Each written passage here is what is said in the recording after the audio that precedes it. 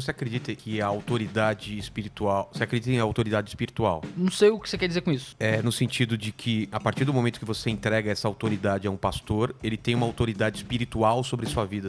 Porque você escuta isso em pregação, você entendeu o que eu falei, né? Por exemplo, Jesus tinha uma autoridade sobre todos nós, foi passada para pastores, para não sei o que, até para mim, a minha autoridade sobre meu filho, por exemplo, e a minha palavra tem uma força em relação a ele. O pastor tem uma força em relação a mim. Existe essa hierarquia de autoridades? Entendi. A Escritura trata os líderes das igrejas como guias. Eles são pessoas que servem, né? As 3 palavras usadas no Novo Testamento é pastor, presbítero e bispo. O pastor é a analogia com um pastor de ovelhas. É alguém que está guiando ali as ovelhas, alimentando, nutrindo. A palavra presbítero é literalmente um homem mais velho. Então ele é alguém mais sábio, alguém que tem uma sabedoria pra dar e tal. A palavra bispo, se eu lembro bem, o sentido grego é de alguém que vê de cima. Alguém que tá vendo assim por cima e vendo as coisas com um pouco mais de acurácia, juntando as peças e organizando tudo. As linguagens geralmente não são linguagens de muita opressão. São linguagens de cuidado, de alimento, de sabedoria, de percepção. A Bíblia fala sobre considerar os pastores no Senhor, sobre a linguagem bíblica de submissão, que às vezes é muito mal entendida, né? De você dar atenção e dar respeito a algo que alguém mais velho ou mais inteligente ou o que é que seja tem pra dizer. Infelizmente, em alguns grupos, criou-se uma ideia de que existe um poderio espiritual de alguns homens sobre outros e que... Homem sobre a mulher sobre o filho, o pastor sobre a família, sabe? Existem relações de autoridade e submissão na Bíblia, obviamente, não é? Se eu tenho uma mãe, algo que minha mãe me diz, não é a mesma coisa que um desconhecido me diz. Se minha mãe me dá um conselho, eu sou casado, pago minhas contas, né? Mas se minha mãe vem me dar um toque, é outra coisa. Lá na igreja a gente tem um conselho, que é o presbitério. São homens eleitos pela igreja pra cuidar da administração da igreja e tal. São 11 homens, acho que não, 9, eu esqueci, tem que contar. Acho que são 9 homens. E a gente delibera e tal, e eles têm total autoridade pra falar o que quiser, pra me repreender se eu fizer uma coisa errada e tal. Algo que eles dizem tem um peso muito maior do que um desconhecido na rua, do que um hater de Twitter. Então existem essas relações que, se um pai fala uma coisa pra um filho, tem um peso diferente. O problema é que isso é atrelado a um tipo de impostura espiritual que se o pastor mandar, eu tenho que obedecer. Não, isso que eu quero dizer.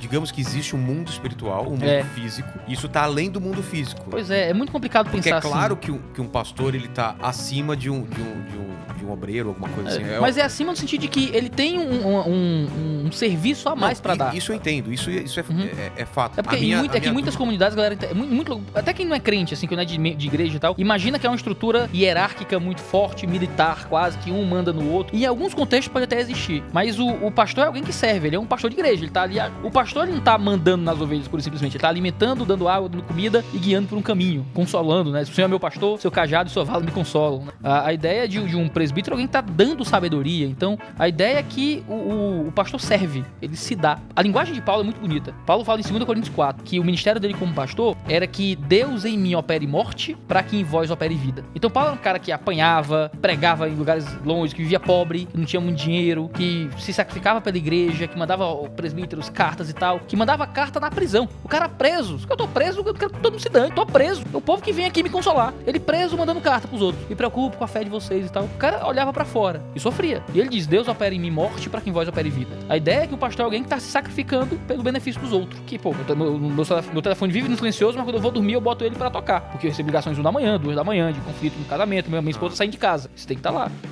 Eu estive lá sentado na sala quando a esposa foi dizer pro marido que traiu o marido, que ela tinha medo do marido ter uma reação diferente, né? Entendi. Você tá lá no velório, você tá lá no nascimento. Você é um cara que tá servindo, é um cara que tá lá ajudando. Quando você olha só pro cara no púlpito cobrando dinheiro, dessas igrejas sensacionalistas, você imagina, pastor é só um bando de interesseiro ladrão. O trabalho do dia a dia de pastor, de estudar num escritório, de preparar um sermão, de traduzir algo do grego, traduzir algo do hebraico, de estudar pra poder instruir o povo, de estar lá no desafio, no sofrimento. Eu tava aqui em São Paulo agora, cheguei em São Paulo, morro de cansado, saí de casa 4 da manhã pra ir pro aeroporto, tive 2 reuniões e tal, aí uma moça da minha igreja disse: pastor, meu marido tá estressado, a gente brigou aqui e tal, agora. Aí você pode ligar pra ele? Aí eu, pô, tô ligando aí, cara, tudo bem, tá, vamos marcar de conversar, tá tudo bem aí e tal, não sei o que, tua esposa tá preocupada. E às vezes, essa é a nossa vida de estar cuidando de pessoas o tempo inteiro. O meu testemunho é a mesma coisa também, eu tinha o telefone do Rina, no caso, e várias vezes eu liguei pra ele também pra conversar, como eu conversaria com um amigo, entendeu? Mas a minha questão a minha pergunta começou por causa de outra coisa. Sim. Se você acredita o lance da maldição, se uma maldição pode ser passada. Por isso que vem o lance da autoridade de pai pra filho, de um pastor pra suas ovelhas. Isso geralmente é um argumento que é usado pra tentar controlar.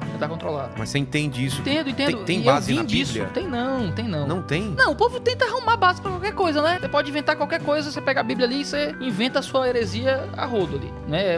Pega versículos à la carte e você monta o que você quiser. Infelizmente fazem isso. O problema é, interpretar a Bíblia não é uma coisa vaga. A gente ouve muito disso, existem várias interpretações, cada um tem a sua. Não é assim que funciona. Se você tem na sua mão a bula de um paracetamol e a bula do chumbinho, você entende que o texto tem um significado e que um diz uma coisa e outro diz outra. Você vai tomar um e não o outro baseado no que tá escrito. Você não interpreta a rodo, mas cada um tem sua interpretação do texto. Não é isso. O texto conduz a um significado. Eu tô falando com você, eu espero ser entendido. A gente troca mensagem no WhatsApp, eu digo, eu tô aqui no meio da rua, né? Procurando tua casa. Diz, mas onde é que tá? Eu sou o único doido na rua aqui.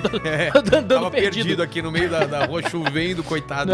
Aí te achei lá, pô. Você entendeu o que eu quis dizer, porque havia um significado. Então, você tá perdido na sua vida, você não encontra o seu caminho. Não era uma metáfora. Mas então... Era um diálogo direto que tinha um sentido. Interpretar a Bíblia tem um significado, tem um jeito, tem uma forma, tem uma ciência, tem um método, né, de você aplicar pra você entender um texto. A galera escolhe versículos a rodo pra justificar o que quiser. Então, não, o pastor é o anjo da igreja, o pastor é a autoridade espiritual, você vai estar debaixo de uma maldição, que vai sair da bênção do meu pastoreio, não sei o que e tal. Isso geralmente é escolher versículos aleatórios pra justificar opressão. E aí, de novo, muito da minha motivação do que eu faço na internet é tentar ajudar as pessoas a se defenderem disso. É muito bom ter você por aqui. Por favor, deixe o seu like e confira os links na descrição. Desejamos que você tenha sucesso na sua jornada.